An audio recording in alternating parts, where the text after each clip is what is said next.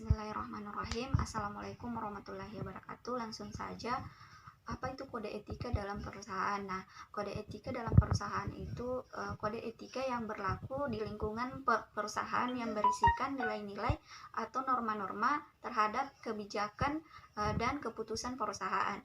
Nah, kode etika ini berfungsi sebagai panduan agar kita bertindak secara etis dan sesuai dengan hukum yang berlaku saat kita melakukan pekerjaan dimanapun dan kapanpun. Selanjutnya yaitu stakeholder. Stakeholder yaitu kelompok atau individu yang memiliki peran secara langsung dalam mengembangkan perusahaan. Adapun peran dan fungsi dari stakeholder yaitu membantu membuat suatu kebijakan, aturan, dan proyek agar sesuai dan tercapai dengan arah perkembangan organisasi atau perusahaan.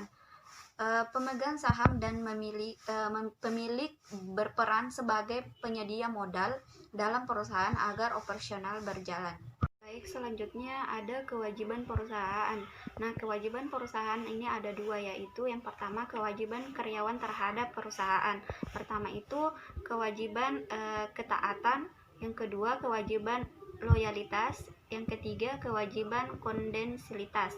Nah, kewajiban yang kedua yang selanjutnya itu kewajiban perusahaan terhadap karyawan.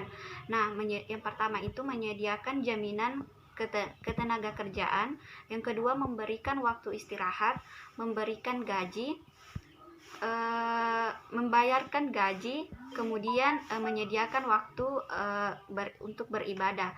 Nah, masalah etis terkait konsumen adalah pihak sangat penting dalam bisnis, sehingga perusahaan harus memberikan pelayanan yang baik terhadap konsumen, sehingga dengan pelayanan yang baik konsumen akan merasa senang dan akan meningkatkan penjualan.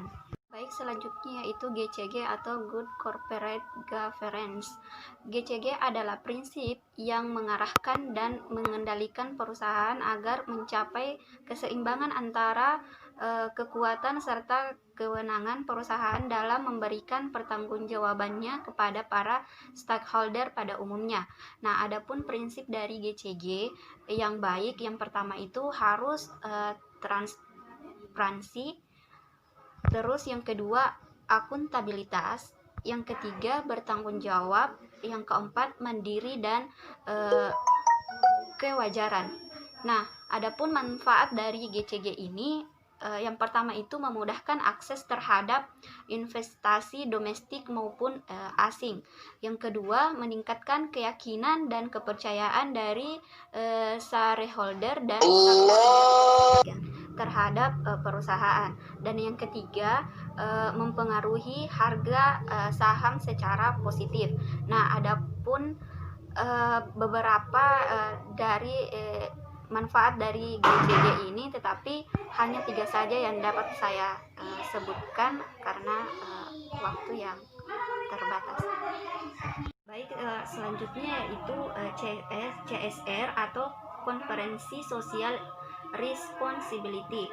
Nah, CSR ini adalah suatu tindakan yang dilakukan terhadap perusahaan sebagai rasa tanggung jawab perusahaan terhadap sosial ataupun lingkungan.